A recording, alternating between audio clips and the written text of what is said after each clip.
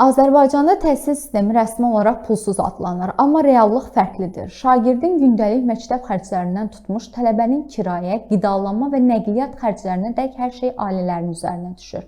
Dövlət büdcəsində təhsil üçün milyonlarla manat ayrılır. Lakin bu vəsaitin nə qədərinin birbaşa şagird və tələbələrin rifahına çatdığı sual doğurur.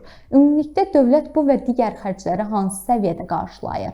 Ən azından məktəb və universitetlərdə şagird və tələbələrin qidalanması prosesinin dövlət tərəfindən pulsuz təmin olunması yaxın gələcəkdə müzakirə mövzusu ola bilərmi? Suallarımızı təhsil eksperti İlham Əhmədov cavablandırıb. Ümumi təhsil məktəblərində şagirdlərin illik təhsil haqqı dövlətin təyin etdiyi xüsusi normativ sənədlər əsasında tənzimlənir. Bu 1200 manatdan başlayır. Yəni bunlar bir ilin ərzində şagirdin məktəbdə oxuması üçün dövlətin həmin təhsil müəssisəsinə ödədiyi maaş, kommunal xərclər, məktəbin təmini və s. məsrəflər daxildir.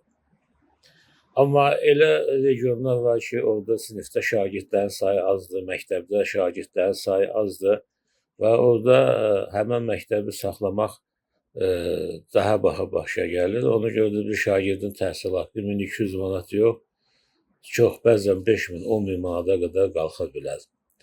Buna görə də Təhsil Nazirliyi məktəblərin rasionallaşması haqqında düşünür. Bunun da təbii ki, yaxşı tərəfi, pis tərəfi var. Yaxşı tərəfi budur ki, qənaət olunur vəsaitə.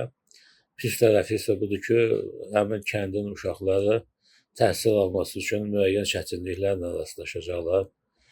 Onlar üçün avtobus alınacaqdır, qonşu kəndi dərsə gedib gəlməyə. Amma Azərbaycan reallığını da bilmək lazımdır ki, həmin avtobus bir gün məktəb direktorunun ailəsini aparacaq rayon mərkəzinə, bir gün rayon təhsil sektorunun müdürünə lazım olacaq. Yəni o avtobus müntəzəm işləməyi şübhəlidir. Həm də onun gəh xarab olacaq, gəh benzini olmayacaq, gəh yollar yağışlı, qarlı olacaqdır, getmək təhlükəli olacaq. Yəni bax bu uşaqların fasiləsiz təhsilini və təhsilə əl yetərliyinə problem yaradacaqdır. Bunu da düşünmək lazımdır. Yəni təhsil elə sahədir ki, orada qənaət haqqında, israfçılıq haqqında çox da fikirləşmək lazımdır. Büdcədən pulları bu məsələləri həll etmək lazımdır.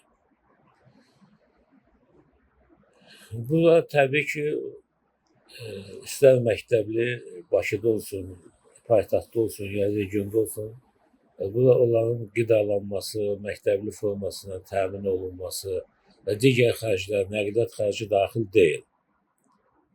Amma qonşu ölkələrdə deməli, uşaqlara məktəbdə yemək də verirlər, bəzi ölkələrdə məktəb forması da verirlər, pulsuz sumka da verirlər, planşet də verirlər. Bizdə təhsil strategiyasında uşaqlara planşetin verilməsi nəzərdə tutulsa da, bu mümkün olmadı. Son vaxtlarda eşitmişəm, servislər yaranıbdır, təşəbbüslər yaranıb, uşaqları məktəbə aparıb gətirmək və mətbuatda da yazırlar onun qiymətini bir aylıq 100 manatdan nəzərdə tutulub, amma artıq 200-250 manat söhbətlər də var.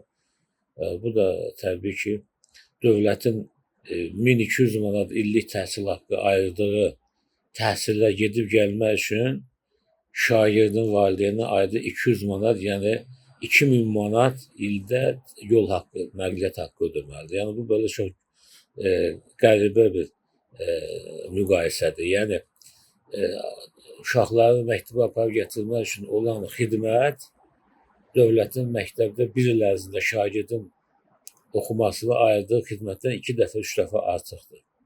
Bu nonsensdir. Bunu da tənzimləmək lazımdır. O ki, qaldı ali məktəblərə, ali məktəblərdə qiymətlər fərqlidir. 2100 manatdan başlayır və ixtisaslarda məsələ olaraq Tibb Universitetində 6-7 min, konservatoriyada 8 min, 9 min, bax belə bu həddə qədər qiymətlər dəyişir. Mən düşünürəm ki, Azərbaycanda ümumiyyətlə ali təhsil haqqı ucuzdur. Hətta nazir 3-4 il əvvəl deyirdi ki, 1500 manata mühəndis hazırlamaq olmaz. Bəli, həqiqətdir bu. Mühəndis hazırlığı ən bahalı hazırlıq olmalıdır, amma bizdə ən ucuz hazırlıqdır. hüquq fakültəsi ucuz hazırlıq olmalıdır, ən bahalı hazırlıqdır. Və ali məktəbli təhsil haqqını qalxızmaq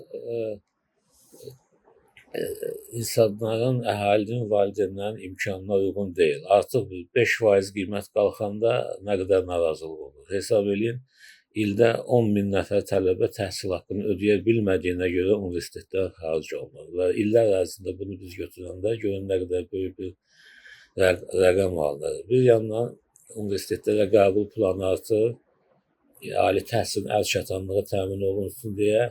Çünki regionda əhalinin 100.000 nəfərində düşən ali təhsilli sayına görə biz geridəyik. İndi son illər bu rəqəm qəbul planı atmaq hesabında tədricən yaxşılaşacaqdır. Amma hələ geridəyik biz. Çünki o əlavə qəbul planı ilə gələnlər hələ əmək bazarına çıxmayıblar. Gələcəkdə bu nisbətən yaxşılaşa bilər. Amma bundan ötəri də şərait yaradılmalıdır ki, bu keyfiyyətli təhsil alsın. Çünki keyfiyyətsiz təhsilin kütləviliyi heç nə verməyəcəkdir. Ümumiyyətlə keyfiyyətsiz təhsilə təhsil kimi baxmaq özlüyündə düzdür.